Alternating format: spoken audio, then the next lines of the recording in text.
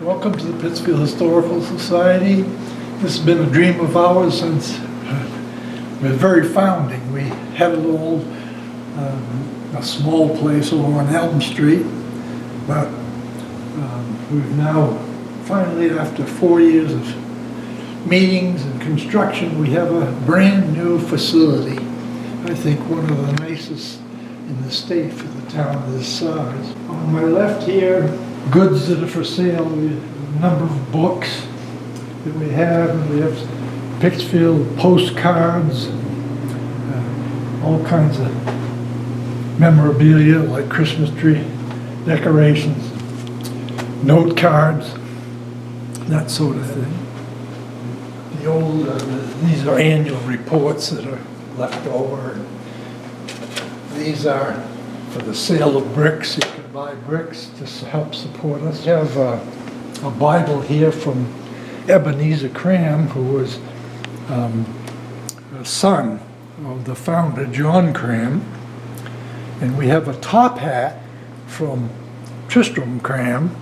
He was the son of the founder of John Cram. This is John Cram's Bible. He was the founder of Pittsfield.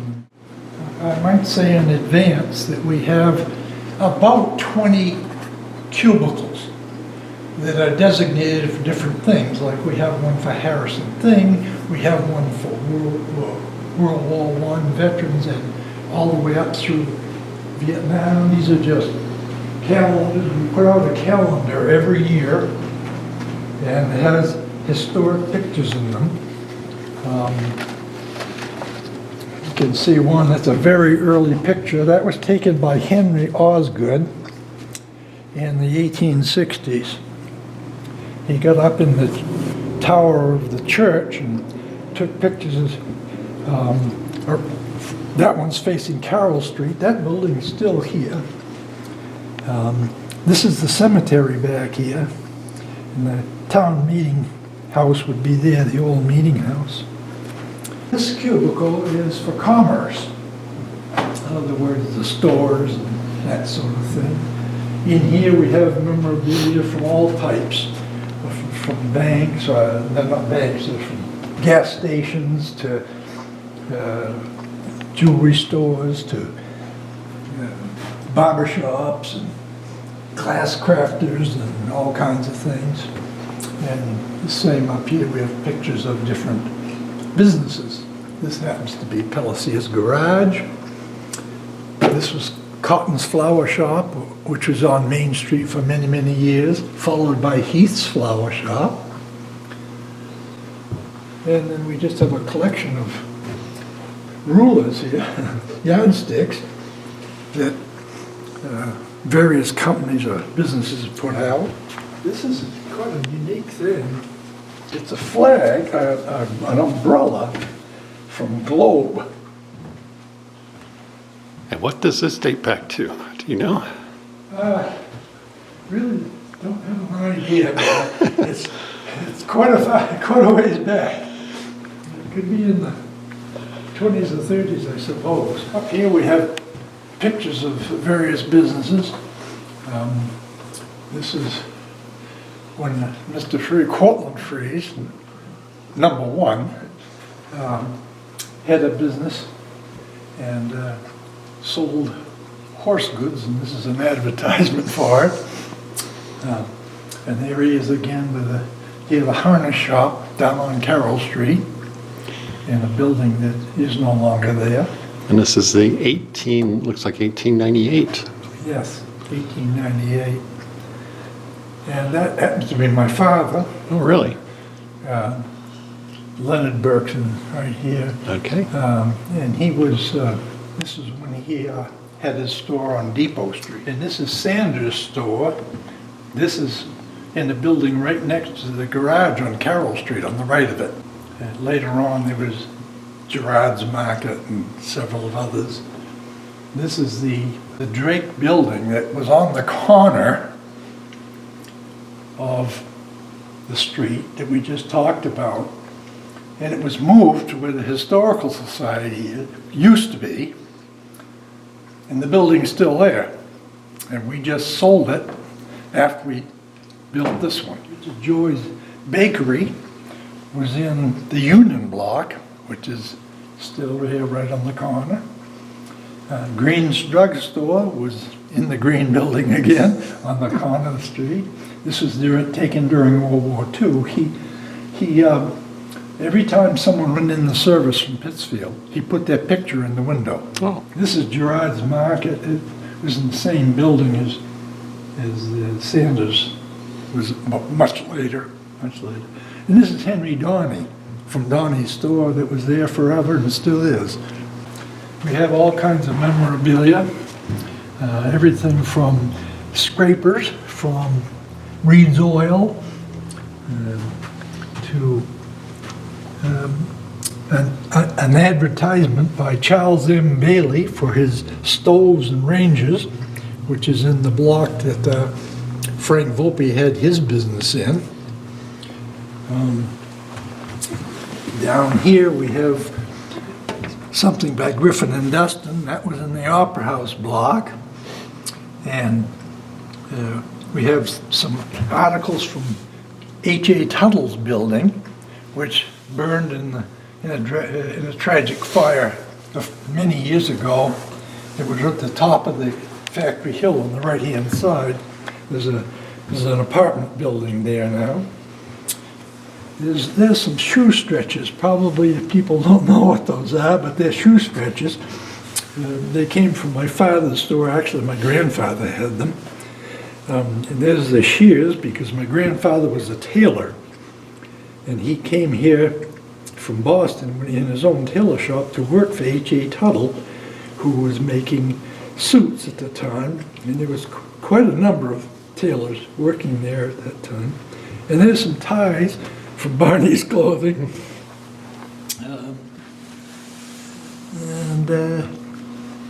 And what is the round? Oh, that's a phone dial. Yeah, it's for the telephone. Okay. Then down here we have Clayton Finnegan, some of Clayton Finnegan's trophies. Clayton Finnegan was fanatical about motorcycles, and he owned 3 or 4 at any one time. And he didn't race them, but he participated in programs which features things like who could stay in balance the longest on a bike, and who could go the slowest from one point to another. Oh, jeez. And he has, well, probably 500 trophies from this. He was really a champion of everything, everywhere. He was a jeweler in town. Okay. In here, we have the sports section. On the side down here, we have high school trophies, different kinds. Here's one for a regional basketball tournament. Here's one for the JV championship trophy. Here's one for the men's Christmas tournament. Many people, most people probably don't know that Pittsfield had a championship, state championship football team.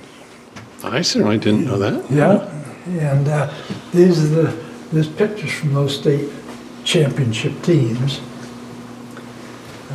There's some basketball teams. We have the names some, but we're missing some too. And more basketball, right through to more recent ones.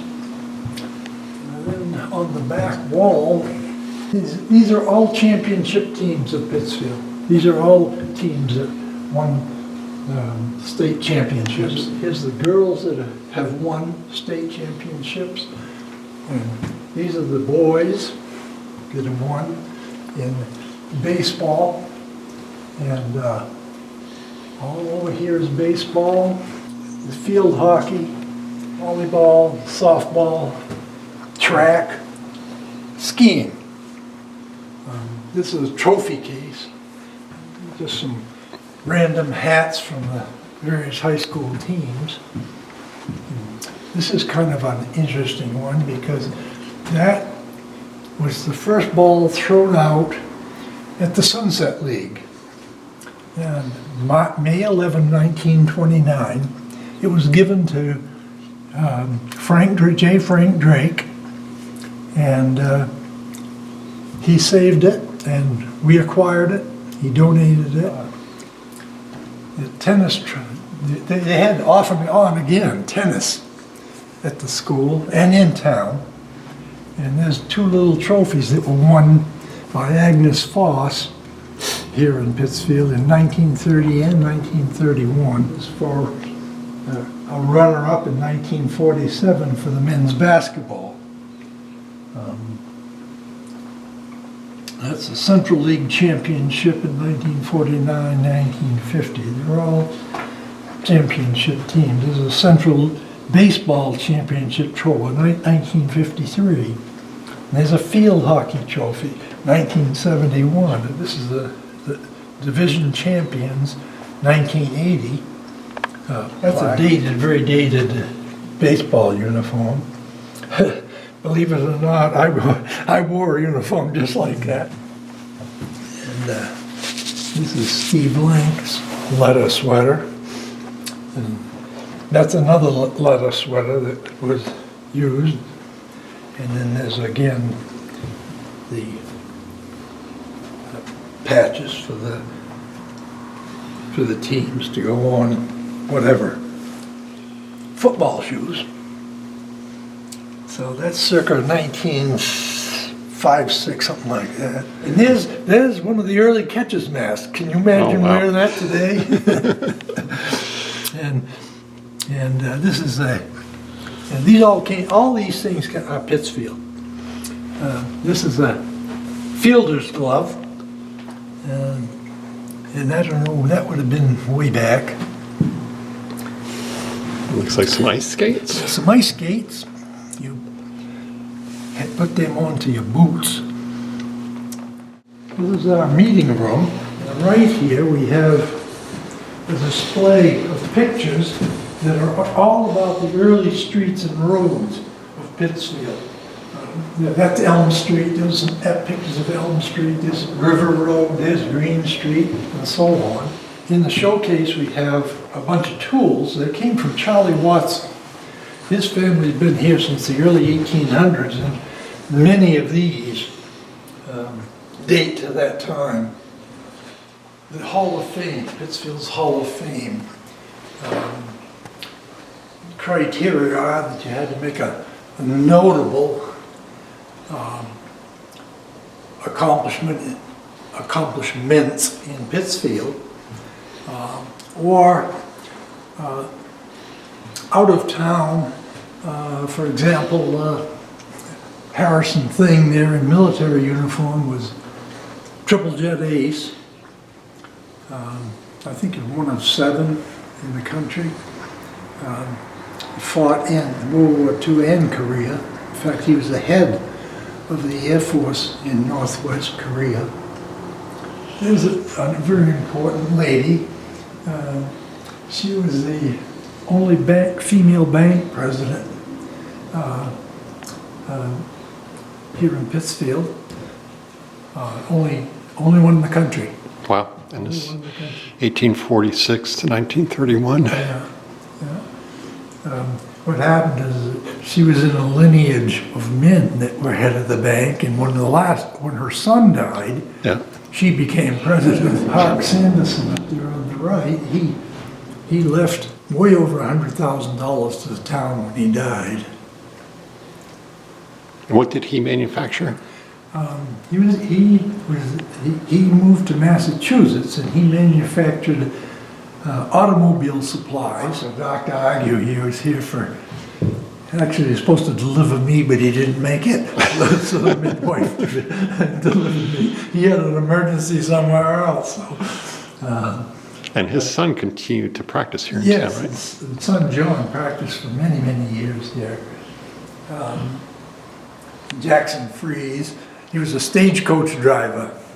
Ran the stage from here to Dover. John M. Berry, he went out to Minnesota when it was just a territory, And all of a sudden, he worked his way up and became a state, and he kept getting promoted, and finally was a justice on the Supreme Court. And this is Jeremiah White. He gave the money to build the first academy. Okay. I mean, not the first academy, the first Pittsfield I'd say high school. For many years, it was called the Academy Building. Major League Baseball player up there, Leon Shagnon. He was quite a pitcher. He had an ERA that was fabulous. I think it was 300. He played for the Giants, and they got traded from that other team because the manager told him not to throw a curveball, and he threw a curveball. He was traded the next day. And this is Enoch Eastman. He went out to Iowa,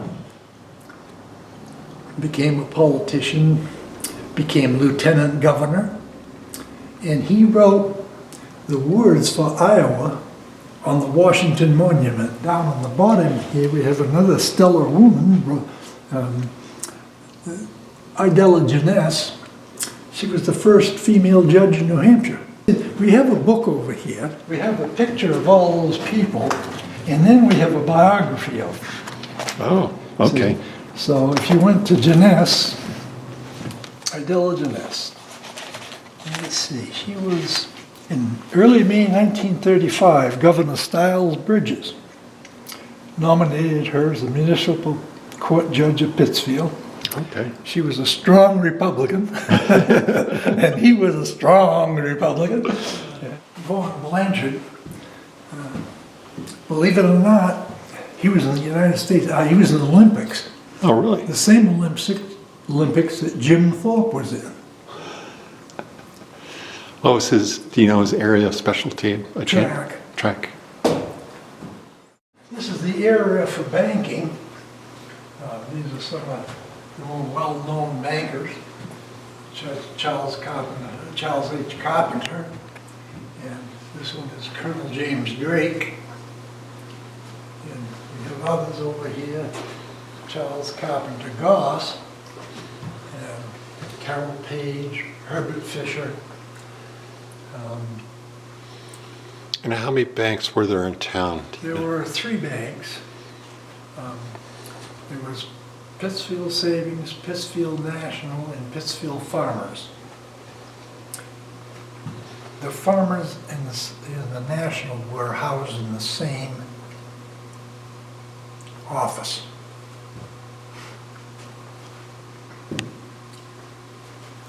That's other memorabilia from the bank.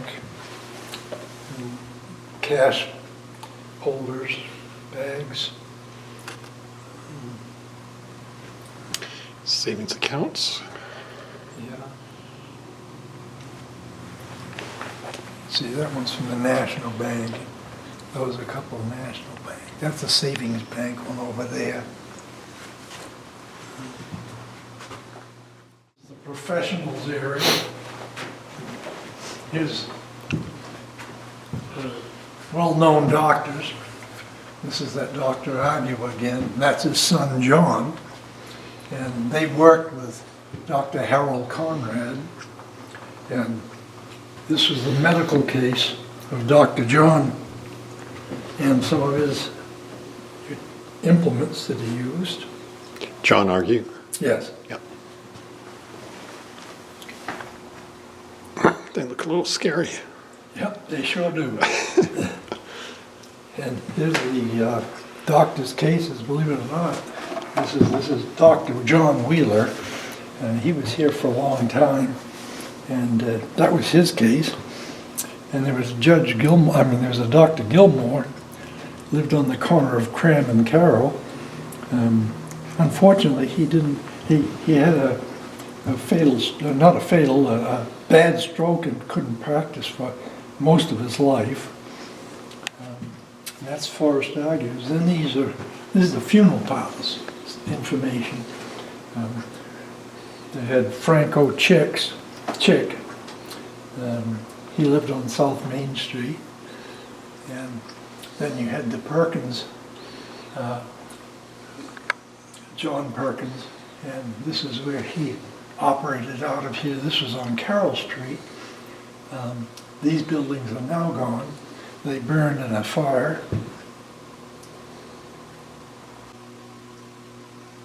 We have the bios of these different ones.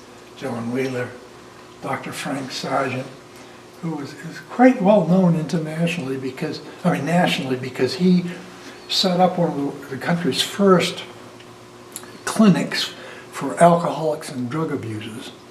And he had a big place up on Catamount where he would bring people from the city in, and they had no access to alcohol up there, and they weren't allowed to leave the place, and they drank milk. Sounds wholesome.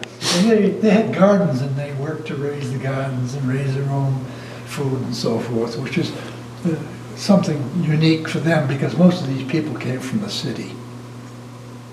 Many of them from Boston and New York. This is Dr. Carr. He was quite famous for his exploits during the Civil War. During the Civil War. In fact, if you look here in the case, see this bone?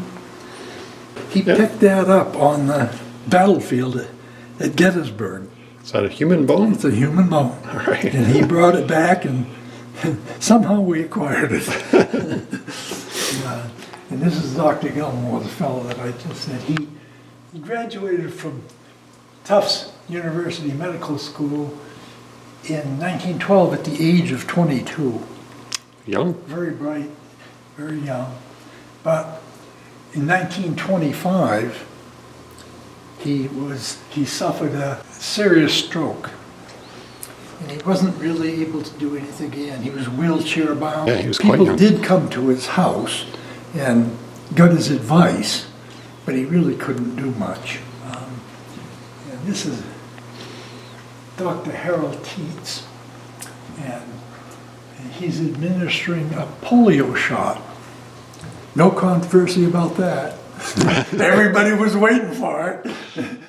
The Harrison Thing display, very famous. As I mentioned before, there was a triple jet ace. That means he shot down more than 7, and he certainly shot down more than that. He, a fellow, I think he was in New Jersey, had this collection, and he didn't know what to do with it, so he gave him the general thing. I guess they were friends or something. But he just is a maker of models, and he gave them to him. So, because they're very attractive to the young men to see all these planes. And Jim could explain all these, his son, but I can't go into that. We do have some that are different. There's a German one here. This is a German one. Yeah. And that's an English one over there. Yeah. And that's a German one there. Yeah. Over here, we have a map. These are pins placed where he landed aircraft in the United States. And you can see it's pretty saturated. Over here, you have a map of the world, and those are the places he landed in various parts of the world. And again, this is the collection of planes. This might have been when he was running for the Senate, because you have, here you have the Nixons, and here you have, that's Norris Cotton. This is with Supreme Court Justice William O. Douglas, and again, this is Everett Berkson. These are the medals that he won at various times in his life in the service. And this is just a picture that was put together about Harrison Thing Day. It was 1952, I remember it. kind of an interesting little story that goes with the welcome back. The morning before this event really was to take place, he got in a jet and he flew in from Barnston. He went right up Carroll Street. At the time, Carroll Street was actually canopied by the elm trees. Just, it was a tunnel going up through. And I just was fairly young at the time. I'd be 40, I'd be 10 years old. And all of a sudden, this noise comes, and all of a sudden, those trees were whipping around and everything else. He came in just above those trees. Oh, wow. to make a statement. And he made it. And then they had a parade and a banquet and all kinds of things. And somebody put together that day of tribute. Here's a scrapbook that was put together by, I think, his mother. Anyway, it's got every newspaper clipping I think written about him. And this was the poster when he came home. The welcome home, Harry. Welcome, Harry. Here's when he was drafted for Senate, United States Senate. This is personal memorabilia down here. That's his flight jacket, his boots, the scarf that he wore. And these planes, again, are that part of their collection. He was elected to the ROTC Hall of Fame. And when in high school, when he graduated, he won the Moody Kent Prize. That goes usually to a top scholar. This is the memorial that the Historical Society made for him. It's out on Barnstead Road. Information here about people and events of the various wars. You have here, starting on this side, you have the Civil War. This is Reuben T. Leavitt. He fought. He was wounded. He fought at Fredericksburg. He was wounded at Chancellorsville. He lay 10 days unattended on the field, in probably great agony. He was taken prisoner, but then he was paroled, which meant they let him go, but he had to promise that he wouldn't fight again. He came back to town and very active in the Grand Army of the Republic. And he was a selectman, a state legislator. And he passed away in 1919, and he's buried in Floral Park Cemetery. And this is his wife, Emma Watson. This is another fairly famous person. He was chief of the boat. It was a submarine, and it was named USS Scorpion. And the real sad story, he was about to retire. And it was really his last day or two in the service. And he had a friend that said, gee, could you go on this one mission for me? I don't know what the cause was, but I'm sure it was a good cause. And he said, yeah, I'll go. So we went, and tragically the Scorpion went down. And he was killed with all aboard. He was killed. They made memorials for him in various places in the Navy, These are just various medals that soldiers have won. This one here is pretty unique. That's a Silver Star. And that was won by Sergeant William Rogers, who acted valiantly during World War II.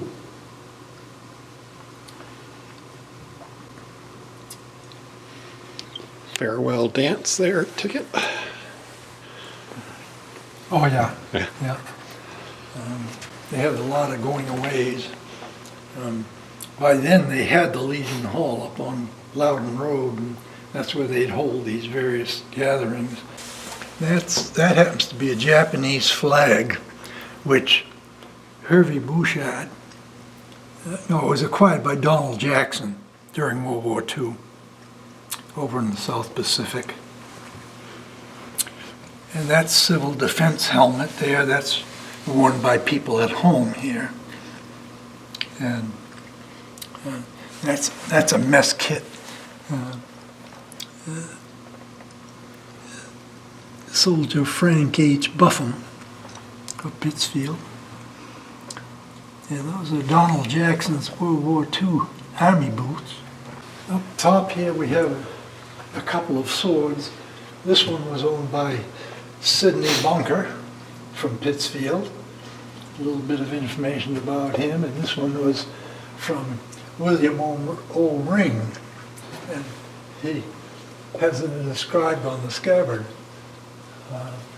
his name. And this is a World War II uniform. It happened to belong to Clayton Weeks.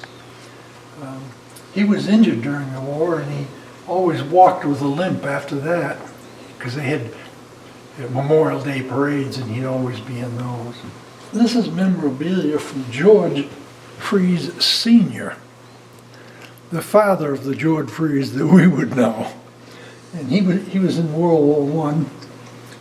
That's a picture of him there. He was a sergeant. And this is his trunk. That all the soldiers had a same size trunk, and they carried everything in it. And you can see he had, these are leggings for the uniform.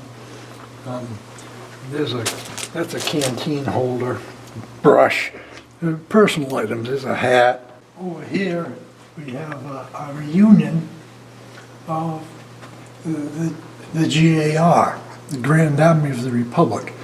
Now, after the Civil War, they established the organization, and the headquarters was up in Alton. But every year they would meet at a different city or town for their annual meeting. And this one, they met in Pittsfield in 1916. This is the monument we have in Dustin Park to those soldiers, Sons of Union Veterans plaque. And these were all shells from the Civil War. And these are cast iron, I imagine? You can't lift them with one hand, let's put it that way. That weighs a ton. That's a cannonball. This is called grape shot. It was given to the original organization before we revived it. So that's why I'm not totally familiar with it. It's an old Dutch tea kettle, and it was purchased by Elizabeth Shaw, and then it was passed down through the ages. And Elizabeth Shaw lived 1761 to 1853, so it had to be within those days. Just out of unshine, unpolished silver. So someday we'll get to that, but it's kind of low on our priorities right now. And this is a dollhouse. Ralph Van Horn made all this furniture himself. And after he's died, his daughter thought it should be put on display, and so she had her husband build this mock-up of a home. These were scattered all over her house, all over his house when he passed away. So she rounded them all up and got her husband to build this, and then she was the one that designed the interior.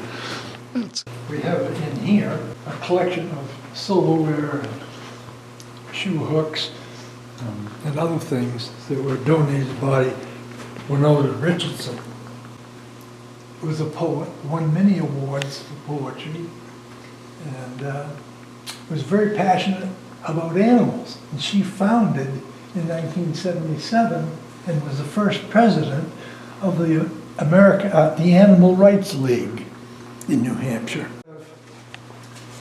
Souvenirs of Pittsfield.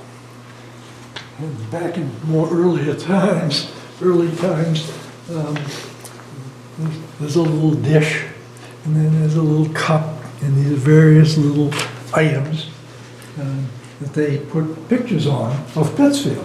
That one's in the grammar school, that one's in the library, that one's in the Barnstable Covered Bridge, and this is from, in fact, Concord Hill, so forth.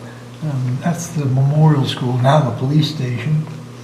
This spoon was owned by Hannah French Brown. Hannah French was the mother of John Kate French.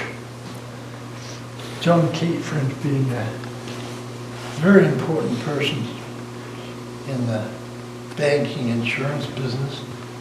He worked in Manchester, but she was his mother, and she was the wife of Abraham French, and he was the one that built the interior of the old meeting house. And he also built Scott Brown's house down on South Main Street. We have here some pictures of sports that we didn't have room for over there. We got cross country and tennis, some baseball. And these are views of Pittsfield. They were taking long-range views. A copy of the town as it was in 1782. It's got still quite a few recognizable roads on it. Another early map that was done in, it was 1892, I think, I'm not sure. And this is a sign that they used. They had one at each entrance to Pittsfield on old Route 28 before the highway went in. And this is one of them. That's just a color print of that one. Wayne Gallup did that color. We have a collection of pictures. They were taken by Henry Osgood. If it wasn't for Henry Osgood, we wouldn't have most of these old pictures. And when do they date back to? They date back to the Civil War. Okay. These were taken about 1864. And he got up in the church tower and took, east, south, west, south, north.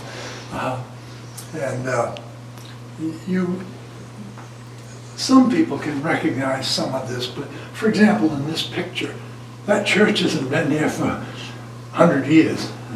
But that's the town hall, the old meeting house. Okay.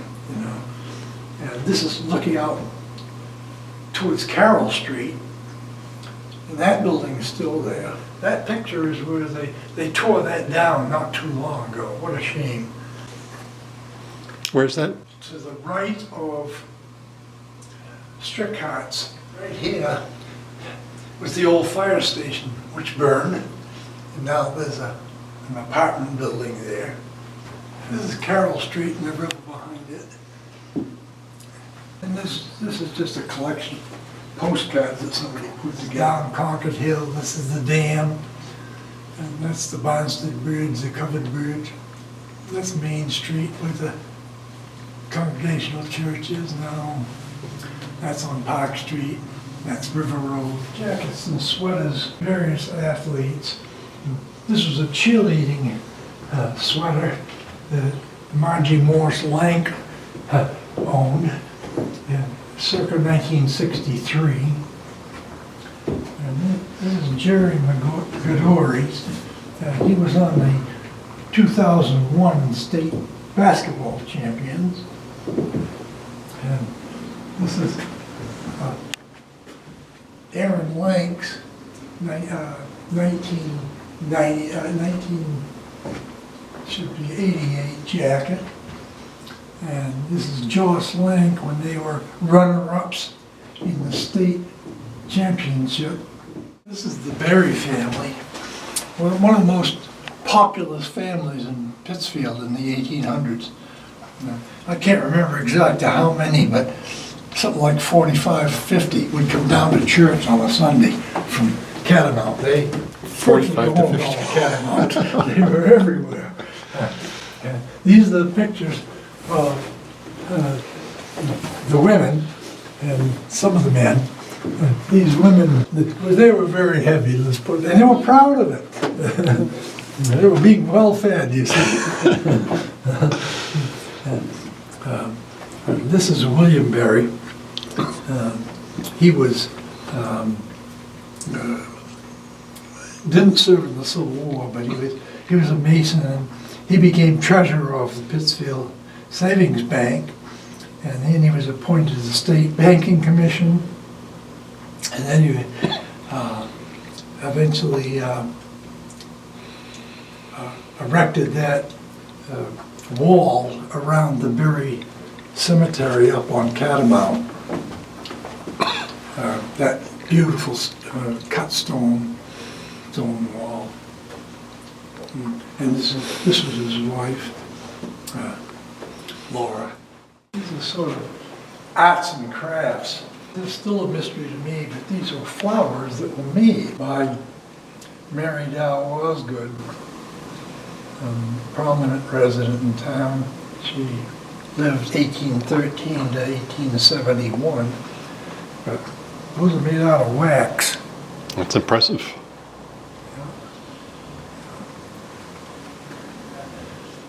Charlie Watson drew that team of oxen, and you can see he's got a rock, because that's what they did in the early days. They had to clear the fields, because every year the frost would put them up, and they'd have to dig them out, and they'd have a couple of oxen and a sled, and they'd make their stone walls out of them. And this is various small furniture, mainly made by Gilbert Page. Ralph Van Horn did one in here, a couple like that. Down here we have a stereoptic. That was a rage for a long time. And you had a little card, and you had a picture on both sides, the same picture, and you'd look through there and see the picture. And we don't have I have lots of cards, but they're not here right now. Over here, this is devoted to Camp Greylag. The founder was a name by Jacob Geib. And he ran it fairly successfully for a while, but then he couldn't get kids to come. And he approached Bob Cousy, who at the time was the Michael Jordan of his era, and asked him if he could be involved. Well, he said he needed $5,000 to get in on this thing. Well, Bob Cousy didn't have $5,000. Basketball players weren't paid like they are today. They're probably almost minimum wage players, and a little more than that. But finally, Cousy borrowed $5,000, and they started this camp, which held all kinds of sports for kids in the summer. You can see swimming, riding, canoeing, tennis, archery, riflery, animal care, golf, boxing, sailing, and softball. But what it really got known for was basketball, because Bob Cousy had his basketball camp here in the summer. He only took the top players around the country, and therefore the town boys couldn't even compete and wouldn't even try. And they were too good. Their ninth graders could beat our 12th graders 50 to nothing. Anyway, this is a picture of Bob Cousy out on the court, talking to them. This is a picture of Bob, Guy, and Fred and Joseph, they were all involved in it, and then Bob Cousy, and that's Bob Cousy, right? This is one of the books that was written about Cousy and Russell and the Celtics. This was the owner's lodge, and that's still there. That's an interior. The structure's there, but of course a lot of the furniture's changed around and everything. That was the sign for it. This was the recreation hall. That was the dining hall. This is the shoreline, where they did a lot of swimming, boating, and that sort of thing. Three basketball courts at night, and they're playing. And then there's Cousy, he's training these kids on proper techniques in basketball. There's the arts and crafts building. That's the interior of the dining hall there. This was just one of the pots used by the camp cook. And in here, they have various items that were at the camp. Then we have the section on the churches. We had a Christian Science reading room here. It was there when I was growing up, probably into the 50s, or maybe into the 50s at least. That's the Advent Church there, the Episcopal Church, and there's multiple pictures of the Free Will Baptist Church. That's on Park Street, Episcopal Church on Main Street, and this is a real early picture of the Catholic Church on River Road. And you can see this little building here. That little building was a schoolhouse that was moved up from the river. When they built the dam higher, it took out where the school was, because it was right on the edge of the river. So they had to move it back, and they moved it up there. Of course, it's been since then it's been replaced, but I can't find a date when that went out and the new one, the big one, came in. So the school was not affiliated with the church? No. Okay. No, it wasn't. It was the one-room schoolhouse in that part of town. Okay. We had a dozen one-room schoolhouses. In fact, I'll show you later. Anyway, and then that's the Baptist church. And this is another church that most people recognize. This is the Calvinist Baptist Church. And this is where the memorial school, right now, the police station was. Okay. But they had less and less members, and finally they had to give it up. And when they did, they sold the building to be moved, but the bell in the bell tower, they gave to the town. And the town then built a bell tower on the old meeting house and put it up there. And that was up there until after 1982, because when I came back to town that year, some short time after, a year or two, the fire occurred and we had to get the bell out of there. So I had Spike Toll and Gordon Weldon build a stone platform in front of what's now the police station, and Dick Foss contributed a crane, and we got it over there and put it on that, and it's still there today. So it wasn't damaged in the fire? It wasn't what? Damaged by the fire? No. Good. No.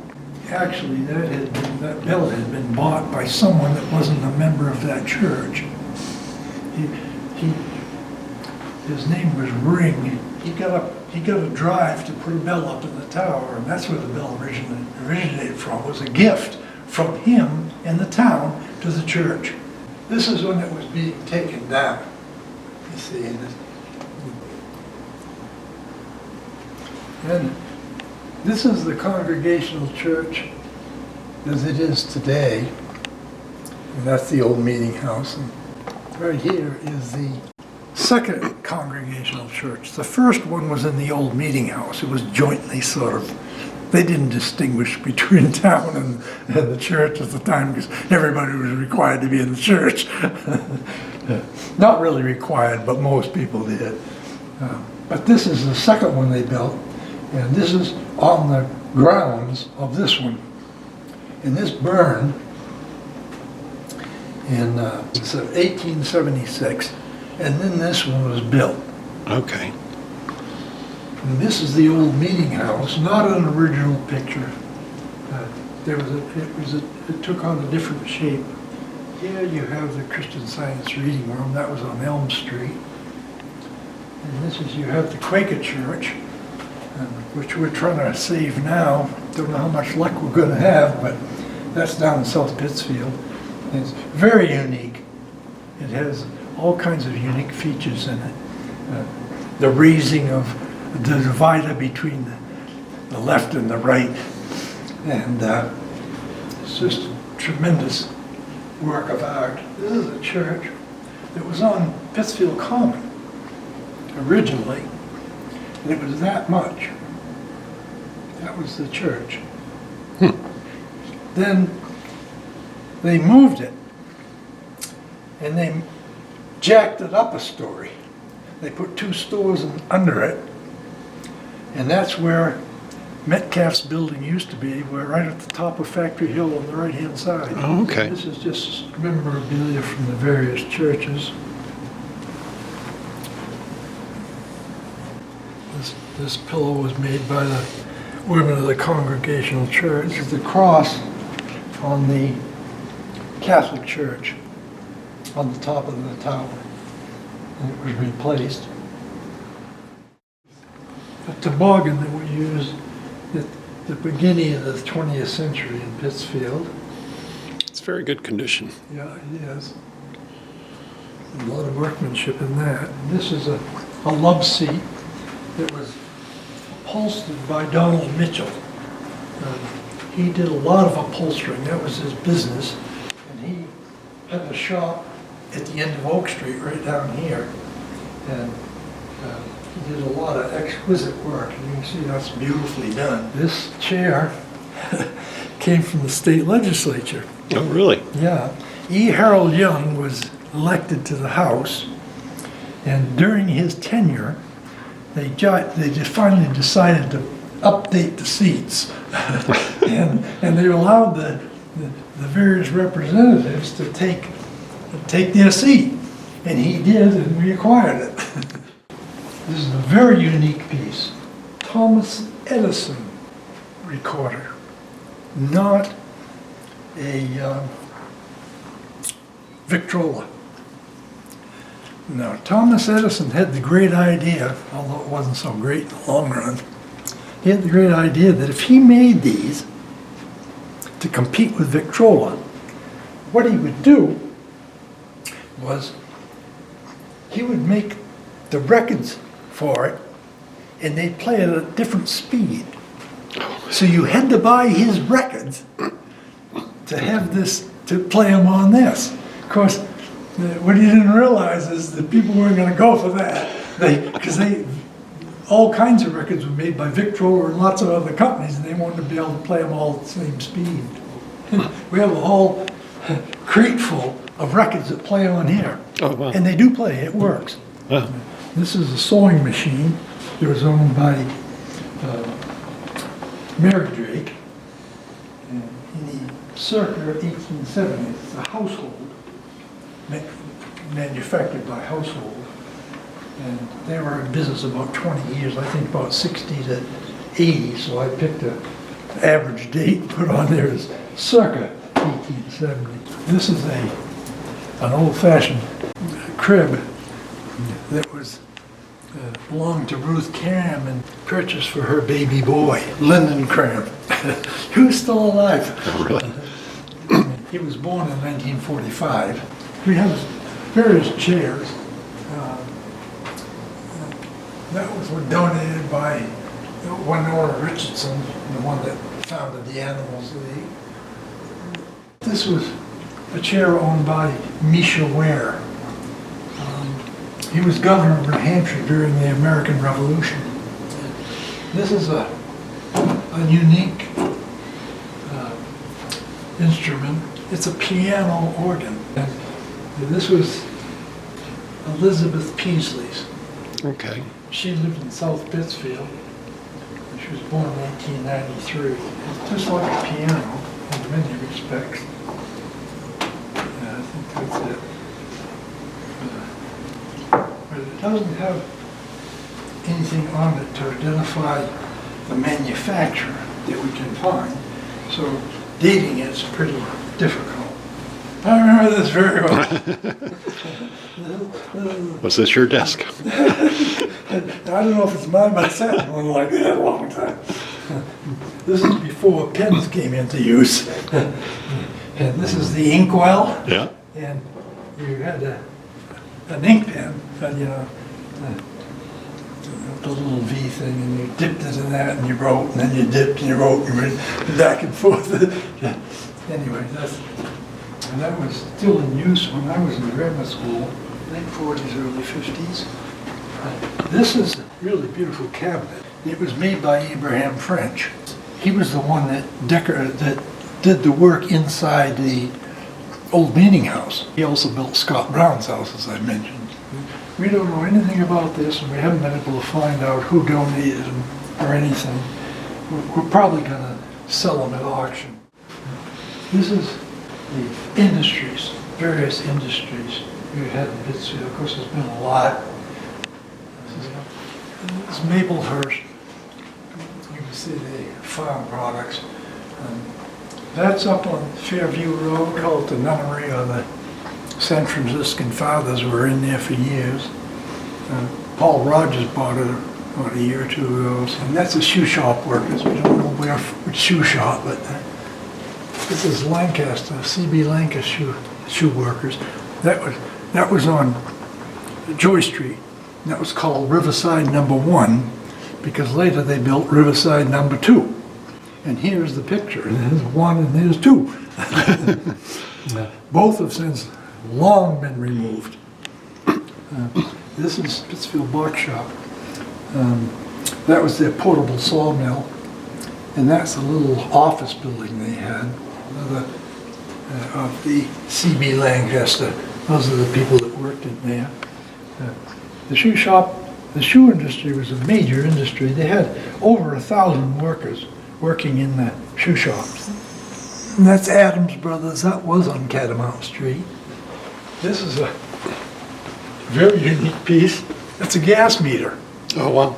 And they went in the basement of your house. They'd come in and read that meter and charge you for the gas. This is the canning factory, B&M canning factory. That's down on what they call Clark Street now. This is where they had lots of these, and they hung them up to test, for testing the corn, the quality of the corn. And these very pictures, that's the scale. The farmers brought them in. They were paid so much a ton for the corn, all husked and everything at that point. This is the building. This is the Pittsfield Weaving Company. This building here was originally on Depot Street, and they moved it. And they put it on the corner of Fayette and Bridge Street. Okay. And that's what it eventually looked like, with several remodels and that sort of thing. And that's people from the Pittsfield Weaving too, and these are some of the things. They did labels, but they also did some other things. And they did this for Operation Desert Storm.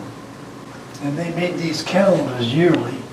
And this is some of the other stuff that they did.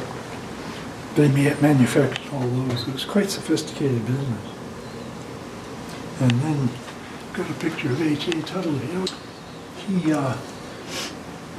He was a governor of New Hampshire, but before that he had developed a business, enormously wealthy. Suits. Oh, okay. He started in suits. In fact, that's why I'm here today, because my grandfather left his store in Boston to come up here and be a tailor. He had a great idea. He had upwards of a dozen tailors working for him at one time, and the orders would come in pretty quickly, but there'd be downtimes. There would be nothing to do. And the tailor was sitting around doing nothing. He's paying for it. He didn't like that idea. So what he got him to do was to make standard size suits. And he sold them off the rack. So you could just order the suit and it would be delivered to you the next day or a few days if it was going to Canada or something. Was he the first person to come up with this idea? He was one of the first. Yeah. One of the first. Huh, And interesting. It made him fabulously wealthy. Yeah. Absolutely. He donated money for the memorial school. There's several other things I know that he did for the town. This section is for ironware and tools. And you can see that there's all kinds of pots that have been donated by various people. We have, they've made biscuits in those, and here's a waffle iron, and the tea kettle, of course. And down here we have an old pulley and a laundry tub. Boy, that would have been. This is an ice cream maker. This is the butter churn. Okay. And these are just tools that have been donated by various people. Some of them date way back and others are more recent, but they're all probably before the 1950s. This is the hammer that Dan Schroth used to cut stone at Lemon Park. You can see he did a lot of smashing with it. There's a little old-fashioned kettle. This is a clamp. This is before they came out with the modern metal ones and so forth. It was a wood clamp. The organizations in Pittsfield, I'm sure we had at least 50 at one time. We don't have memorabilia from all of them, but we have some. His Pittsfield Players, so it's more recent, see 1976. New Year's Eve dance that was sponsored by the Legion. And there was a circus in town. That was a play put on at the Opera House block. Now, what was the Pittsfield Boys Band? It was Bill Freeze's band that he had in high school. Okay. And perhaps a little even longer than that, I'm not sure. See, it says Frankie Freeze and orchestra. All right. Freezes were very, very involved with music. Older Freezes, George and Cortland, they played in various bands right up to probably, I'm guessing, the 60s even. The band, I think, is still in name going on, but of course they've long since passed. We had a DAR chapter. This is our only piece of memorabilia from that. The Daughters of the American Revolution. The things in here kind of unique. The Lugnuts Club, which I happen to be a member of. What was that club all about? It was an automobile club. Okay. And we bought a car and then we rehabilitated. Got it back up and running. The Red Men, they were an organization. They went out they were in the 1800s up to about 1950s. Sort of semi-secret society. I mean, we had dozens of them because there was no TV and there was nothing else. So you went out at night and most people belonged to 2 or 3 different ones. Okay, all right. And like I say, there were dozens of them. And the Rotary Club, which is still in existence. The International Order of Oddfellows. Winterfest, we've got some Winterfest things. The Rebeccas was another women's organization. And these are caps from the Sons of Union Veterans. which was the Civil War group. Okay. After the Civil War, that was found. And this is the Legion. Actually, that was my father's hat and my mother's. Oh, really? She was in the auxiliary. Let's see, we have Old Home Day and Winterfest again. And then these are some early posters. That's the Scenic Theater. These were at the Opera House. These were plays and so forth. Just some random ones. And where was the Opera House? It was in the Opera House block. It's the building just before Dustin Park. Okay. Barney's was in there for a while. Bingo cards from Pittsfield Youth Baseball, and they're still doing that. Is that right? Is that right? They don't do it in town. They do it over in Concord somewhere. We have the Pittsfield Fair items. The Pittsfield Fair ran from the late 1800s right up to about 1952 or 53. I went as a child. It was great doings. They had the trotting track, which was the fastest trotting track in New England, and they set all kinds of records on it. And the reason it was, they had it banked. Okay. So it would bank around it instead of flat around. And that bank around gave them a little edge, you see. And where was the track located? Pardon? Where was the track located? The track was out, well, where Dunkin' Donuts is. Okay, on the flats up Right there. about there. Yeah. The Major Stadium was there decades after they closed. It just finally rotted to nothing. There were all kinds of buildings. I remember early on they had this humongous building that was just made up of farm products, women's jams and jellies that they'd make, and then they'd have displays of corn and pumpkin and all, just huge amounts of stuff, and there was always a prize for the best. Okay. Best in each category. And some of these, well, these are some for horse shows. It doesn't say exactly what they were for, but these were some of the awards that were given. That's 1893, so some of them are pretty old. And old milk bottles down there. Yes, yeah. We had, of course, we had way over a dozen farms in Pittsfield. We only have one farm left, and that's the Marston Farm on Webster's Mills Road. But there were a couple of big farms in Upper City. First prize single draft horse, that was given by George B. Gale.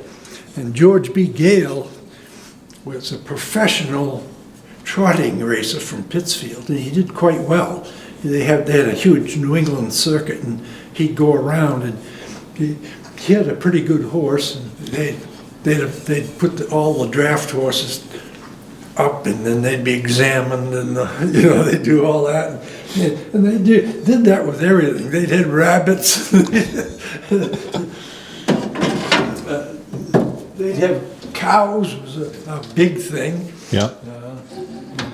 Of course, at the fair they had tractor pulls where they'd have a sled behind the tractor and so much weight would be on it. Yeah. And then they'd try to drag it as far as they could. And they'd get various distances, and whoever got the furthest won. That kind of thing.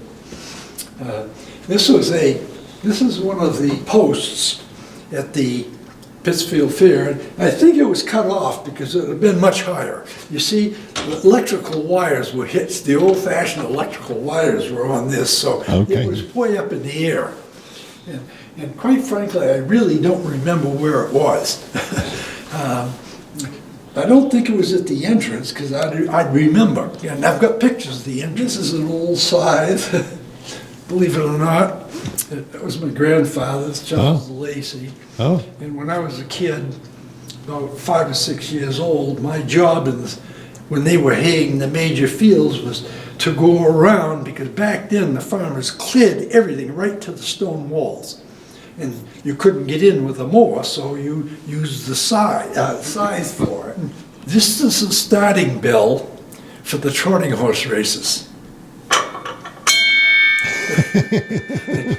Cortland Freeze, I don't remember that, but Cortland Freeze told me that it was a great, he had a great way about him doing it. It was quite a show just to get ready, and then he'd ring the bell. And this is a stanchion for cows in the barn to keep them head in.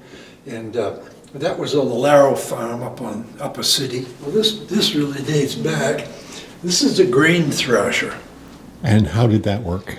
Well, you took this and you swung it and you beat the wheat or rye or whatever it was, and you separated the chaff from the grain. The seed, the grain. Growing up on a chicken farm, I remember these very well. These are chicken crates.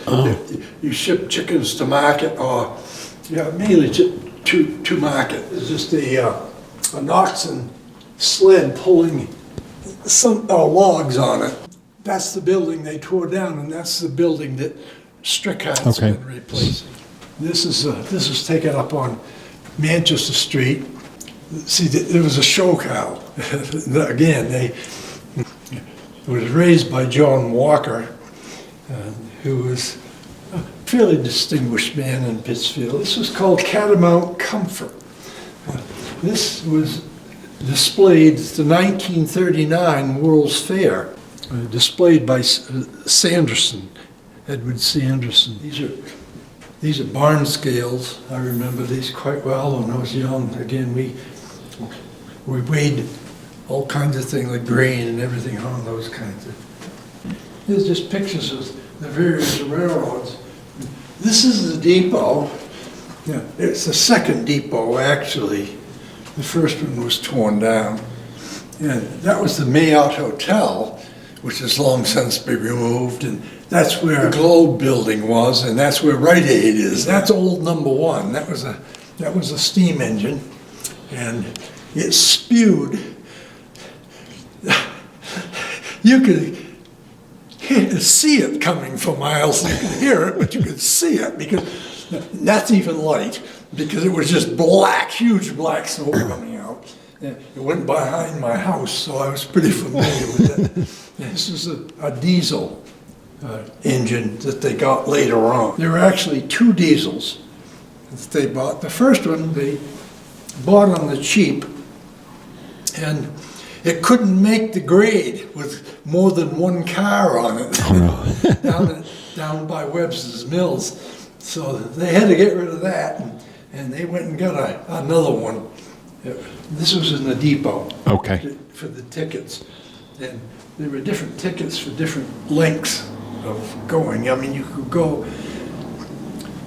down to Chichester, and there was a station there, and then you could keep on going, Short Falls, Sunkirk, and all the way. And again, I filled many a box like that with eggs as a young man, or a boy, I should say. Now, where was your farm that you grew up on? I was on South Main Street. It was the house that Jockey Fogg built when he was a prisoner of war in Canada, and when he came back, he started building that house, and I don't think he ever completed it, but it was completed by his successors. The barn's still there and exists, and it's in pretty good shape.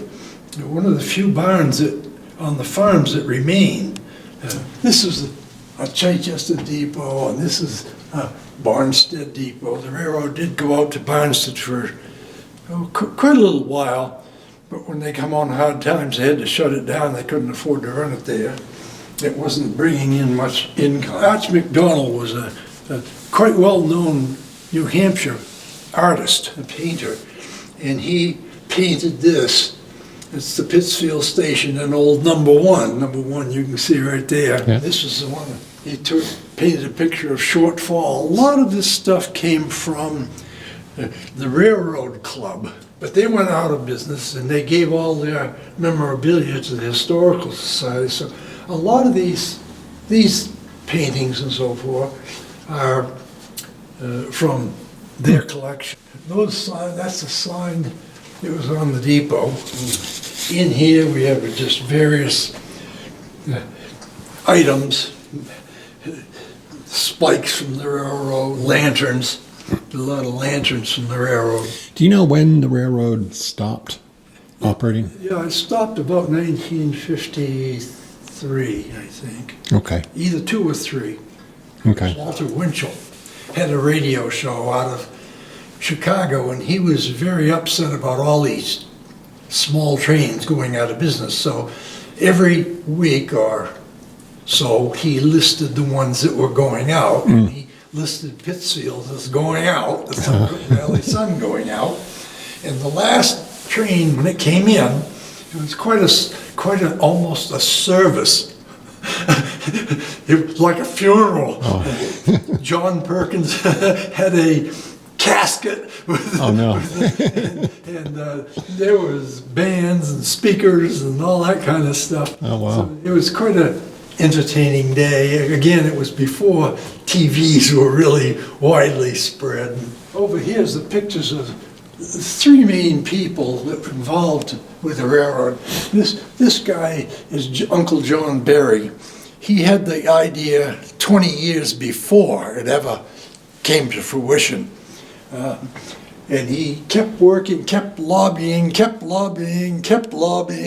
and finally he got the rights to, he was able to get it approved by the legislature and so forth. And this fellow is John Kate Smith. And they kind of went hand in hand because he was a wealthy Pittsfield boy who'd made a lot of money in Manchester and in the banking and insurance and that sort of thing.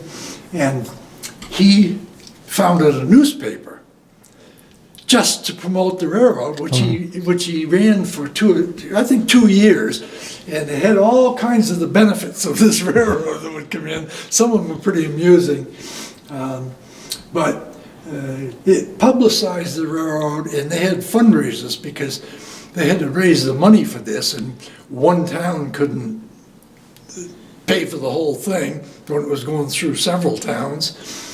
So the towns put up some money, but they still needed to get more, and then they went out and solicited, and all kinds of people contributed, anything from $5 to $25, because that was a lot of money then. Yeah.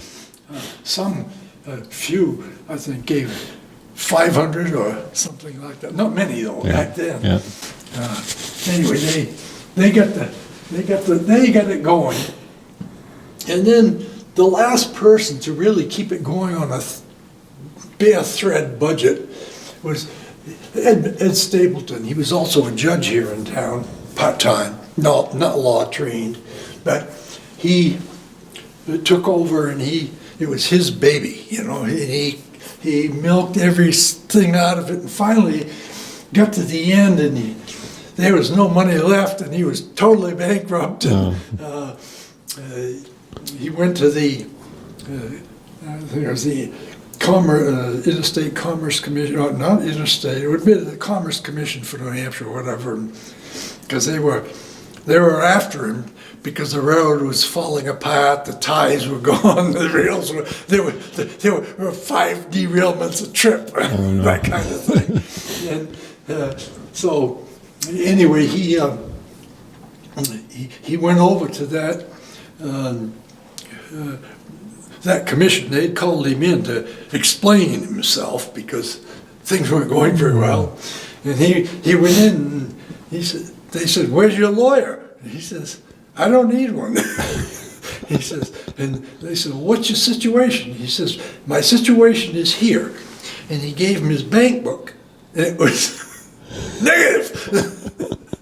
He says, Sums it up. "I'm going to take care of that, but there's no money. There's no money. We can't run it anymore. It's got to be shut down." Yeah. And they didn't particularly want it to be shut down, but after further discussions, and he was pretty abrupt about everything because he was pretty ticked off that it was happening, he got up and said, "Do as you need, but I think I'm done. I've spent my own money. I've begged people for money. I've had fundraisers. I've done everything I can. I can't do it anymore. So that was the end. That was the end. That was about 1952. Now, would that have been Hank Stapleton's father? Yes, it's Henry's father and John's father. Yep. This is the Webster Mills Station. Okay. It's where it crosses, where the bridge is and crosses the river down there. There were a couple of cars that sat down by the depot there were passenger cars. One, I think, one was a passenger car and one was a combination car, freight and passenger. Anyway, they sat there forever and they were just,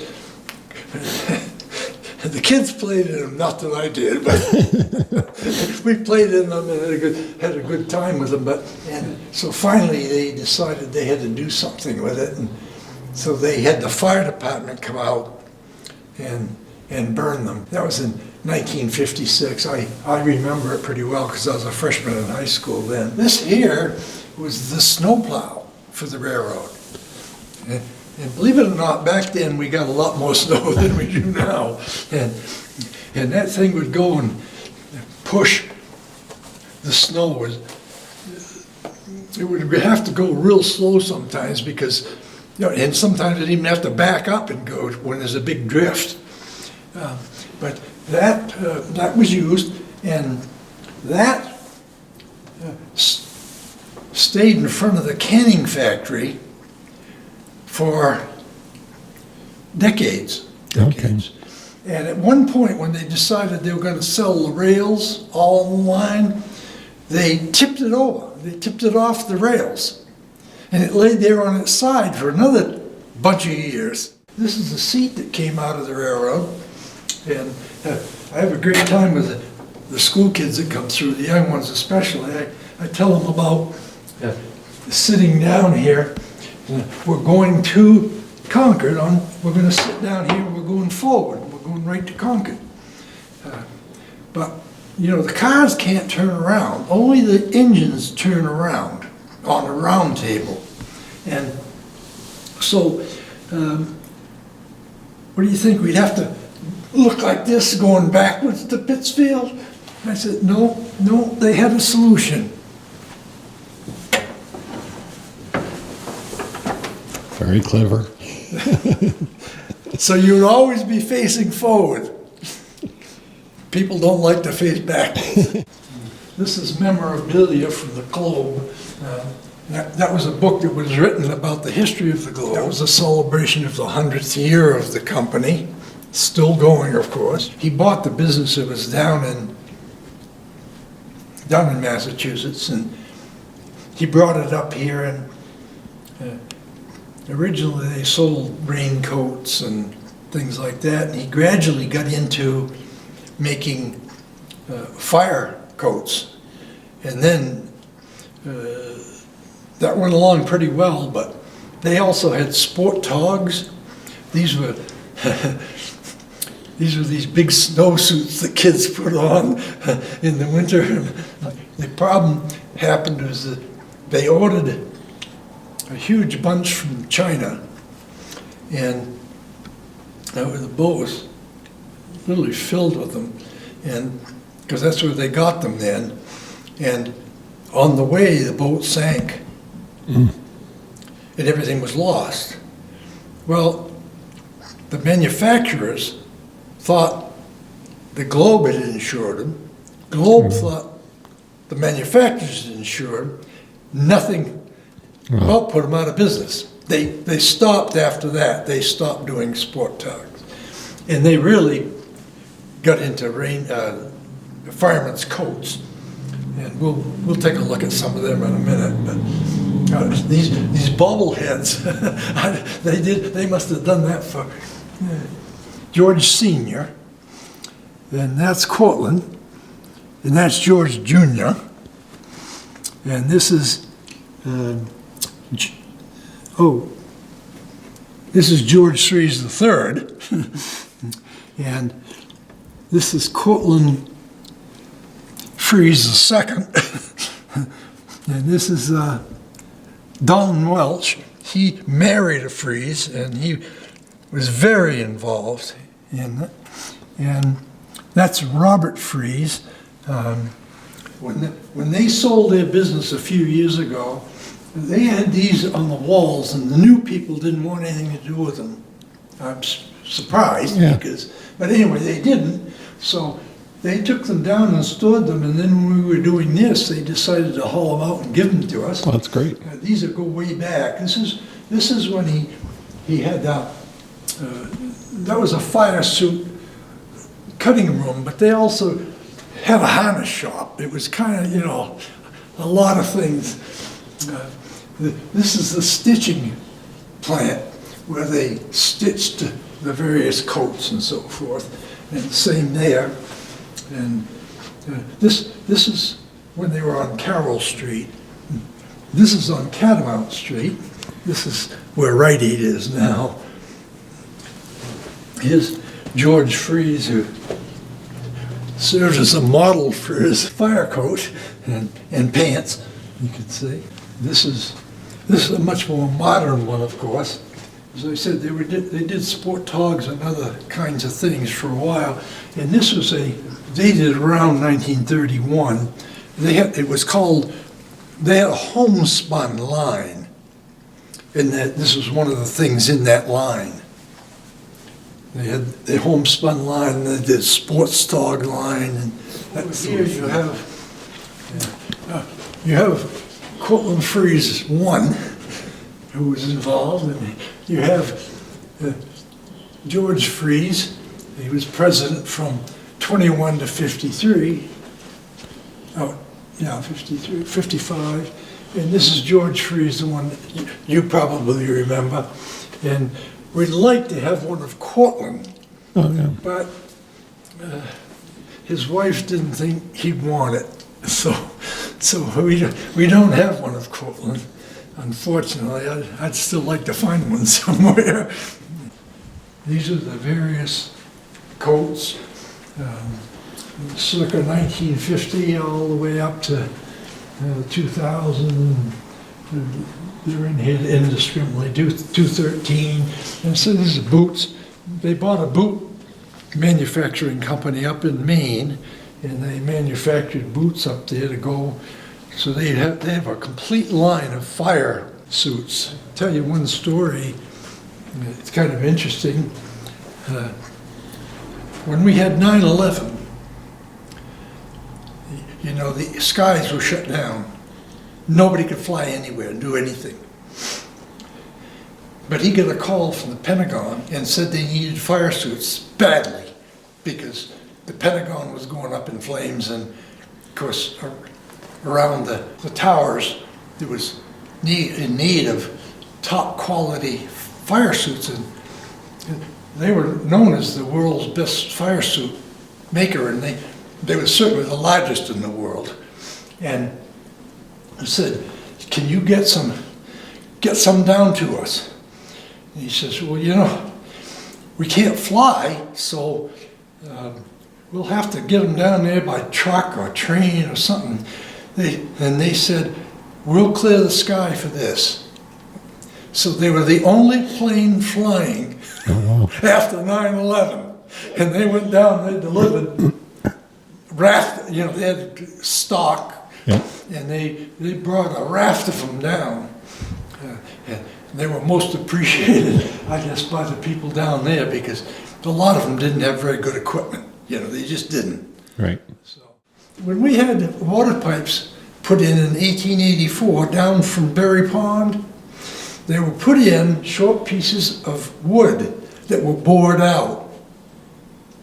And that's one piece. Well, end of a piece. That's an end of a piece. And you could see the way it was bored out. Of course, it couldn't be very long because they didn't have any way of boring it out. This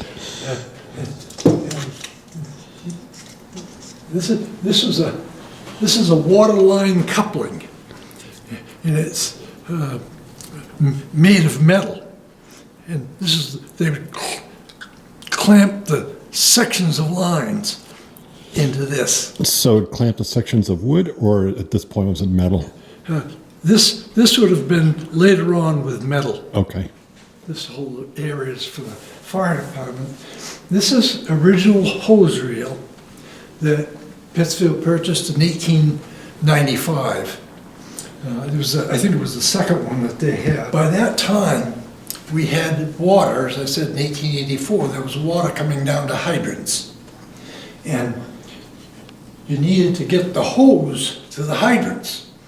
And these were called hose reels. They could be pulled by men, which they did to begin with, horses, and later on, of course, they really didn't need them because they had motorized vehicles, but this goes back to 1895. Cost $210. And the freight shipping it was $5.70. This is the fire wagon. We're one of the lucky ones to have one. This is actually Pittsfield. This is PFD. It's been in storage in a dozen barns around here. You'd carry ladders, shovels, other kinds of equipment in there, and you could even throw some hose reel in there if you needed to. And this was pulled by men to begin with. And later on, they adapted it so that a horse could pull it. Do you know, Larry, did the fire department have its own horse? Yeah. No. No. So someone would bring the horse. Yeah. In fact, several times it was brought up at town meeting, and there was a warrant article for a horse, or two horses. Voted down all the time. These are various firemen's hats. You can see the metal. That one's even plastic. And you wonder how much good that would do in the heat. This was an explorer's helmet. For a long time, they had a sort of teenage group of people that were in what they called the explorers, and they were trained to be firefighters when they got of age. And they attended classes, and they had meets, and they had fundraisers, and all kinds of things. This is the one, it's even got a leather patch on the front. This was Eddie Canfield's. He's still alive, believe it or not. He's older than I am, so he's doing all right. He's a fireman. You see, it's rounded. What do you think that is? Don't know. Well, if it was a pail and it sat flat, it wouldn't sit there very long. Someone would take it. So they rounded the bottoms, and so when they hung these on the wall for the water, no one took them. These were called Indian pumps, and you filled them with water with kids. Well, I say 16, 18, that 15, 16, 18. I remember George Reed's come to the high school when there was a big forest fire, and they let all the kids that were like sophomores, juniors, and seniors, if they had permission, jump into the back of that truck. Of course, no seat belts, no nothing like that back then. But, and we'd go to the fire, and they'd fill these with water, and these are pumps. And you just pump, we would go in where there wasn't a lot of fire, where the firemen had already gone through, but there's smoldering and there's little uprisings of fire, and we'd squirt them out. And the first two weren't too bad. By that third time carrying that son of a gun, it was work. It was no more fun. These are other fire extinguishers that would be put in buildings. These were more elaborate. They're fire extinguishers that you pump them by pushing down. Like those would be attached to a wall. These would be too, and they'd be full of water because you'd just put the water in here. Then over here, we have pictures of some early firemen. This was William Evans. He was a fire ward from 1893 to 1904. He was Pittsfield, born and raised Pittsfield and so forth. This was Albert Page. He was the fire chief from 1889 to 1895. This one here is William B. Hartwell. He was the chief from 1881 to 1888. Albert Rogers painted that picture. You can see he was a very good portrait painter. Was he a local portrait Yes, painter? Okay. He lived on Tilton Hill, I believe. Okay.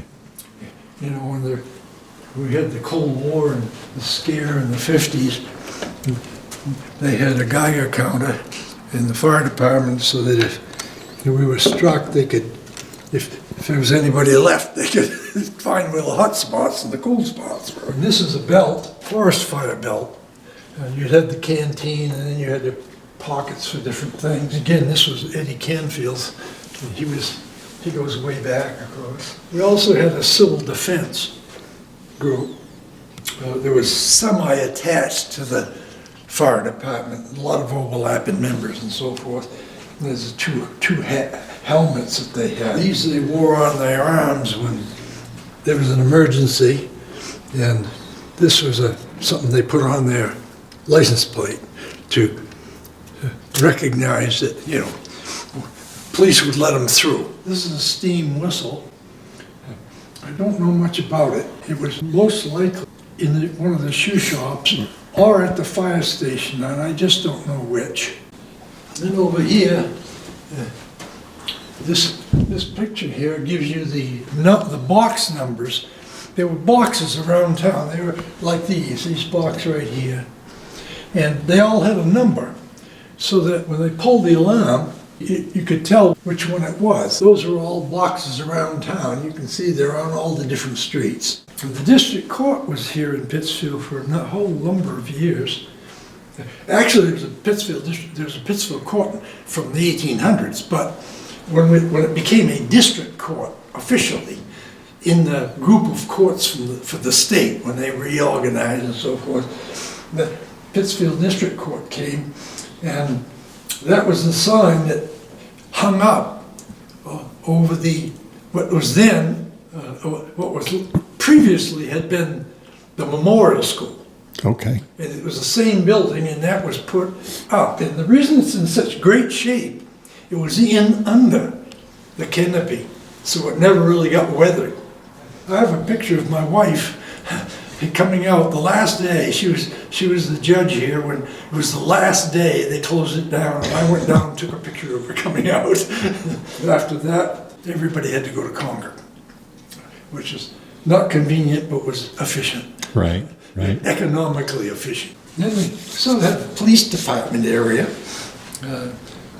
These down here, these are awards that the police won.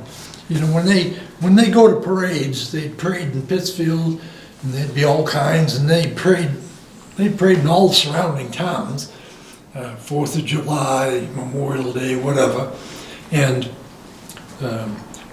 they give out plaques or awards to the ones that had certain distinctions. Like this one here was the furthest traveled. Here's a dress jacket. The fire department at one time was huge. And we have pictures of them lined up in front of Inn of Elm Street there, up on Main Street, pictures of them. And they were all in these uniforms. There was a tremendous esprit de corps. They had firemen's balls, they had all kinds of things going on, social things. The fire department was a social organization as well as one that tended to fires. They had pretty strict rules in the early days. You know, if you miss more than 2 meetings a year, you're out. You know, that kind of thing. You could be excused, of course, if you had to be out of town on business, but otherwise you had to be there or you got kicked out because there were plenty of people waiting to get in. One of the first radar speed kits that were used in Pittsfield. Any idea what year that is? No, I don't. Yeah. I don't. These are some of the patches that they collected at one time from different towns. You can see state of New Hampshire and Chichester, and that's the sheriff's department. Barnstead. Kind of a unique piece here. You know what that is? No, what is it? It's That's called a blackjack. Bang! You know, you got, back in those days, they'd hit you with that in the head, you were down. That would hurt. They finally outlawed those things, of course, but, and then we have some police handcuffs, and a radio, and police badges from the different ranks of the police. They had an explorers group too. The teenagers would be crowd control, that kind of, you know, things. They didn't get into any of the arresting or anything like that. But this is an early fingerprinting kit. It was used in Pittsfield. Again, I don't have any idea of the dates. I haven't had time to look and see if I could find them. But and there was a tax collector sign that was in the town hall for years and years and years. And what's behind the daylight savings time? Oh, daylight savings time. Oh, talk about controversies. Oh man, they argued over daylight savings time for years. And sometimes they'd have it and sometimes they wouldn't. And then some places in town would have it and other places wouldn't have it. There was a big controversy nationally, but it was also locally very controversial. The original Washington House was John Cram's house he built in 1870. 1868 to 70, right in there. 1768 to 70. And originally it was just his house. But it was a large house, and the town conducted its town meetings there. He had a tavern there, he had rooms for rent there. He was very enterprising, John Cram. Gradually it worked its way into a hotel. This is a fairly early picture. This is taken in 1866. No one will remember that, but that's what it looked like. It was 2 stories and it had 3 barns. One of those barns has been saved, and it's down on Tilton Hill Road. Later on, in 1873, you can see they put another story on it. They still had the three barns back there. They were the stables for the horses. This is the one I remember because that's really in 1951. Kids weren't allowed in there because they had a cocktail lounge and things like that. This is in the 80s. This is before it burned. I've looked for this sign forever, but I can't seem to come up with it. It may have been just destroyed, but it looked like that before the fire. The woman who owned it then tried to rehab it, and she tried to put the 3rd story back on. It was fairly unsuccessful. She didn't have much money, and she kept losing it to the town for taxes, and then she'd get it back, but she finally couldn't do anything with it. When it got down, you know, the contractor just hauled the wood off, and that was it. He left a lot terrible. And it was right next to my building, and it was an eyesore on Main Street because there was boards sticking out of the ground and rocks, and there was all kinds of crap there. So I took it upon myself to come in a couple hours before work, and I raked it all off and got it pretty clean. But then there was the problem that it was dirt. It was blowing around town. There was dust everywhere. So I got with Dean Whittier, who was a selectman at the time, and I said, what can we do about this, Dean? Can the town do this? Do something with this? And he says, I don't know. It'd be pretty tight. He says, but you know, we got a lot of compact over at the dump. And he says, that'll grow. That'll grow grass if you do. And I was skeptical because I hadn't been involved in anything like that. Anyway, so I got the town highway department to truck it over and more or less spread it out. And then I raked it all through again.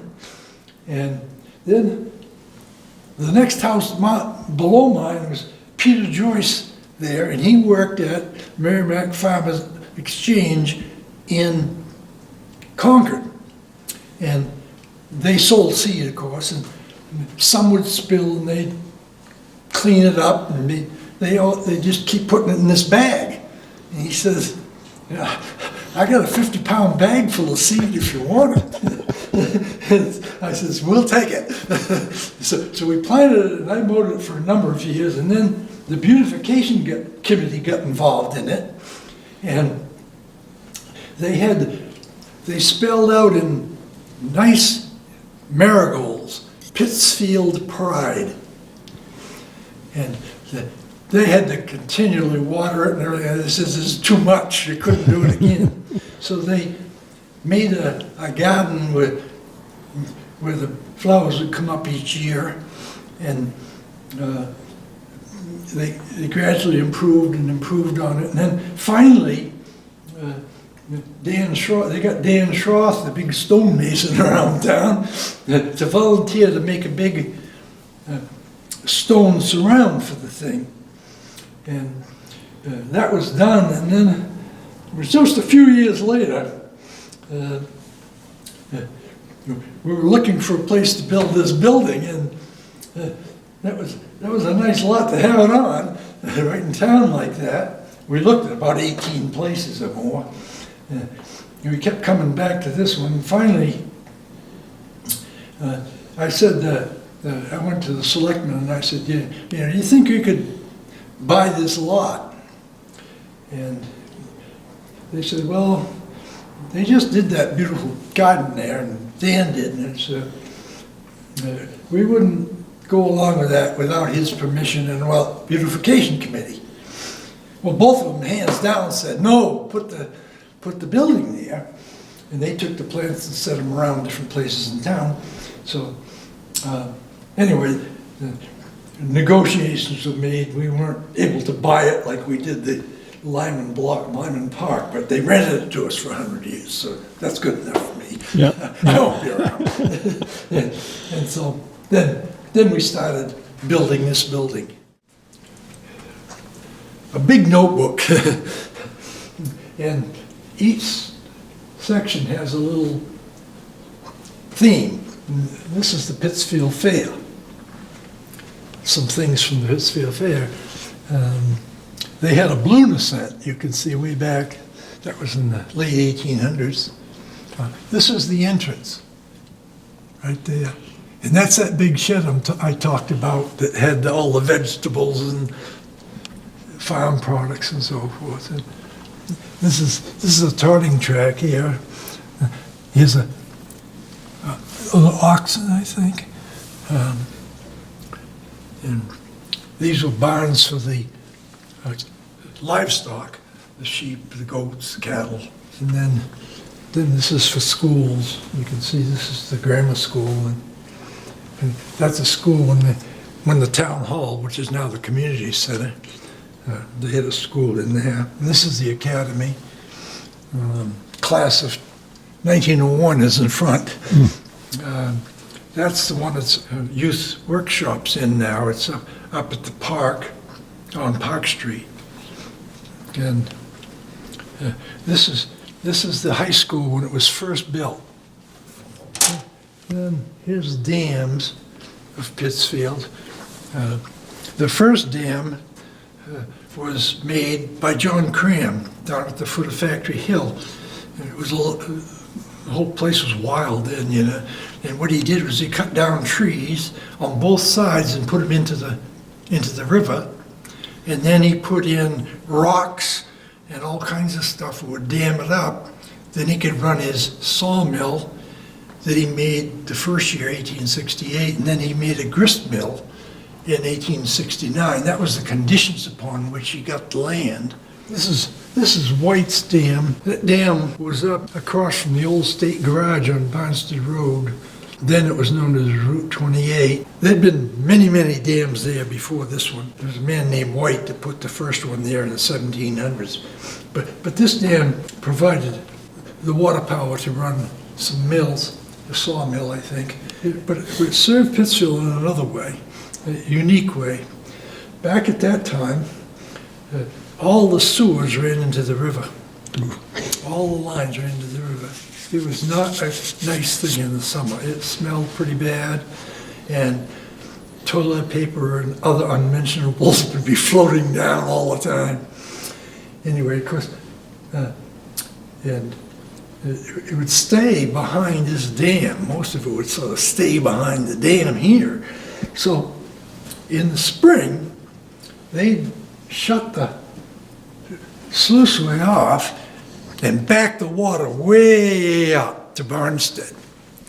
And then they'd take the dam at Factory Hill and they let all the water out between the two dams. And then they'd open that gate, the dam up at across from Nemo's, and it would come roaring down and flush everything right out. And so the people below had to live with it. But that's what they did. That's what they did, because they were doing that when I was a kid. Yeah. Anyway, there's various things. There's Pittsfield shoe industry.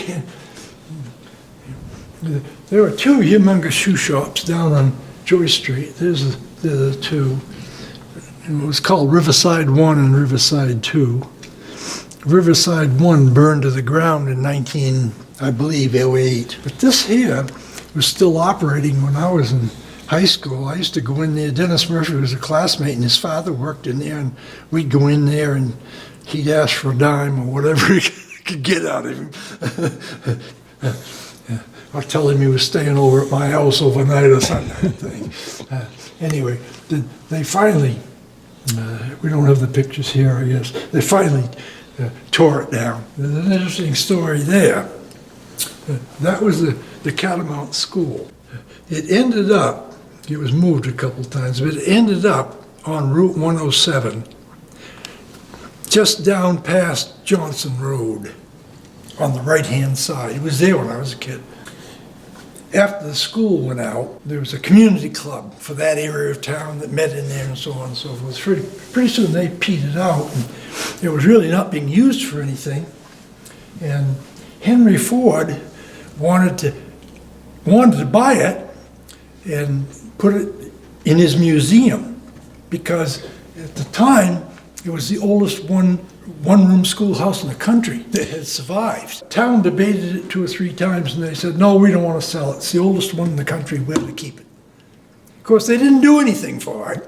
They let it rot and rack and ruin. It caved in. The roof was caving in. It was caved in when I left town. And by the time I came back to town 20 years later, there was nothing left of it. There was just little pieces of rotted board. And of course, people were up there with metal detectors, and all they were finding were nails. That was the original wooden academy. It was built in 1830, and it was there till the late 1890s. And then it was auctioned off. A man named White gave $500 to the town if they would build a new school. And he'd pay for it, $500. It doesn't sound like anything, but it would do it. Anyway, they had to get rid of this, and they sold it at auction. A guy named Marston bought it. He was big into harness racing out at the track, and so he moved it out there, and it was converted into a horse barn, which has long since disappeared, of course. Yeah. But then they built the regular brick building that's there now. These are rather just one-room schoolhouses that still exist. This is one up on Tilton Hill. This one's here on Upper City. Oh, that's the Ring School. That was out on Loudon Road. We had quite a few one-room schoolhouses back at the original times. And there was no end of fighting over them. People wanted to be close to a school, and if the district wasn't quite right, they lobbied like the devil to allow the kids to go to that closer school. This is sort of Pittsfield's art gallery. People from Pittsfield who painted. There was a fellow, he was sort of a blue-collar worker, but he had tremendous talent for painting. His name was Adolphe Legenda. And he painted all these big pictures. So are these Pittsfield-based Yeah, scenes? well, I don't know. Okay. it doesn't really look like it. Right, right. But he was the artist who painted them. Yep. And we have a lot of them. You can see that. And then we had a fellow named Harry Thompson who did woodcuts. And you can barely see this one. It's faded so bad. There's trees and so forth. That's better. This is a Harry Thompson. That's Harry Thompson. This is Legenda again. A fellow named Arthur Eden painted that in 1997. I don't know who he was. And these flowers are painted by Laura Silly Berry. And she was the wife of Henry O'Berry, who's very, very important in town.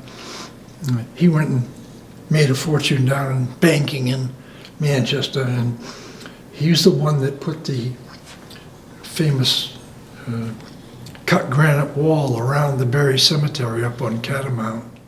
Pittsfield. Back in the day, they made plates, probably as fundraisers or something, I'm not sure, but you've got Barnstead Bridge, and got the library, and got the grammar school, and tennis pavilion. This was a bicentennial plate in 1982. They had special for the bicentennial. And these were just these creamers, and that was a souvenir cup. And these are just ladies' kitchen instruments. These came from the original society before it went defunct. And they had a list of who gave what. But that list is, we never have been able to find it. It's just gone. This is a Watson family toolbox. They had a farm up on Catamount, and he inherited tools from generations before him, several generations. We have a display that we talked about upstairs of all his planes and that sort of thing that go way back. These are more recent instruments that he had, chisels and drills. This is sort of the heart of the society, because every Tuesday morning we come in. There's several of us. There's Liz Dimmick, who's the president, and Gail Allard, and Martha Malloy, and Dave Pollard, and Bill Provincial, and myself. And once in a while I'll have some others, but those are the mainstays. Come in every Tuesday morning from 9 to 12, and we index things, we take in items. We just today took this, we're given this beautiful suit that was worn by Chester Smith, Criswell Smith. This is World War I replica, kind of for the kids during World War I. Then we have microfilm reader here, which I use constantly. We've got microfilm from the New Hampshire major Pittsfield papers, the Valley Times and the Suncook Valley Times. This is how we can look things up. If you want information on Mrs. Jones and she passed away or whatever, you can just. So who gave you the microfilm? That was at the high school. Oh, okay. And when they did some reconstructing, they had no need for it. I'm surprised that, the history teacher didn't grab it. Yeah, but, this is just some work that I'm doing. These are blueprints in here that we have. This is a blueprint of the National Bank, and we have blueprints of schools. And these are posters that we have that were around town. This advertised some Barnstead thing. but it's tied to Pittsfield. And then we have maps, all kinds of maps. And we have signs, and we have oversized pictures and all that. These are the vertical files. We have everything arranged by topic in alphabetical order: cemeteries, bridges, dams, whatever. And then we have people organized in alphabetical order. And we have cross-referencing, of course. This is two people in a picture that's cross-referenced. And then we have the pictures. Oh, that was pictures. And then we have streets. And they're again by alphabetical order. Who's the gentleman on the wall? Oh, that's a young J. Frank Drake. Okay. It was just given to us recently. I don't even have a sign up there for it. These are school classes, and school materials, and other oversized materials. And this is just a supply cabinet, file folders, that sort of thing. And here we have the pictures that are in albums. Some have been given to us. We've made up some for different things, but we also have huge number of postcards. That was a big thing in the day. Put a penny stamp on and you sent a postcard. And we have literally hundreds of them. These are books written with Pittsfield mentioned in them, Oh, or Pittsfield people. These are county and town histories. These are annual reports. Scrapbooks. And then this whole bottom row is just Suncook Valley Sons, oh wow. and we have them all indexed. Excellent. Yeah. Just get onto the computer, and if you're looking for John Jones or a particular topic, you can just get it. This is a continuation of Pittsfield people in them. These are World War II veterans. I did a 5-volume set on the World War II. And these are the materials that I used to do it. I figured it just might as well save the original. There's some genealogies of Pittsfield people, the Bartons, the Chases. This is all scrapbooks all the way through. These are scrapbooks put together by various people around town for various reasons, and towards the end of their lives, we don't need this, so they bring them to us. Yep. And we have them almost all indexed. These are Pittsfield authors. We don't have many of them up here that could be up here, but those are the ones that have made it up there. Telephone directories, and you say, why? Well, if you're trying to look for somebody and you don't remember the first name, you can look in there and you perhaps get it. I use it on occasion. And these are books on Pittsfield. They're actual books that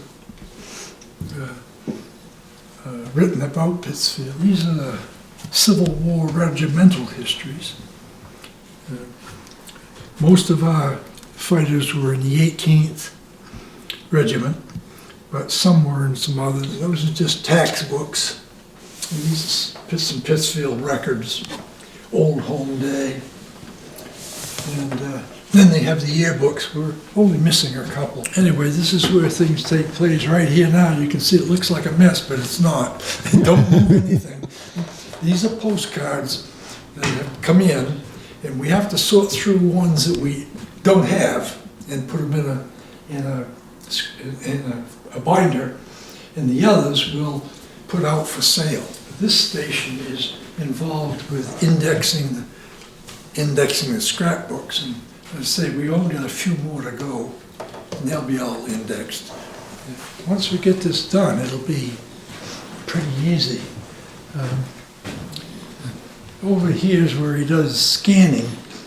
We take pictures and we scan these pictures, with the information on the backs, and so that we'll have a file. We have a file of all the pictures, and you'll be able to retrieve it. If you want something on, this is the Rite Aid, building the Rite Aid, you just go in, Pull it. Rite Aid comes right up. You probably have a half a dozen pictures or so. So this is just a supply cabinet.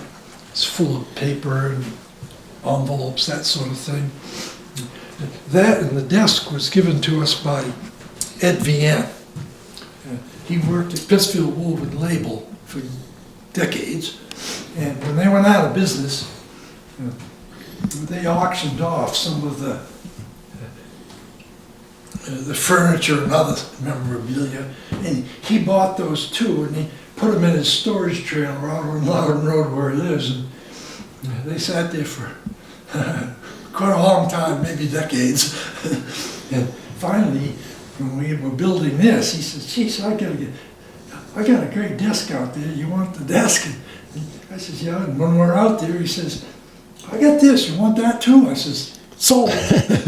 So, and we got all the bookcases.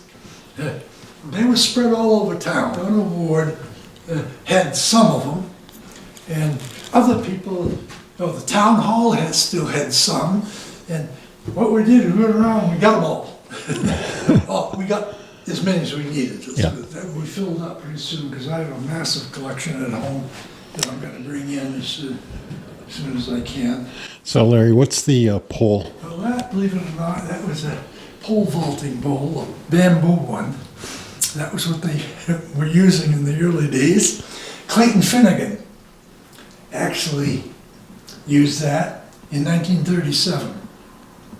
So the poles we have today are generations past that pole. So did he use this in high school?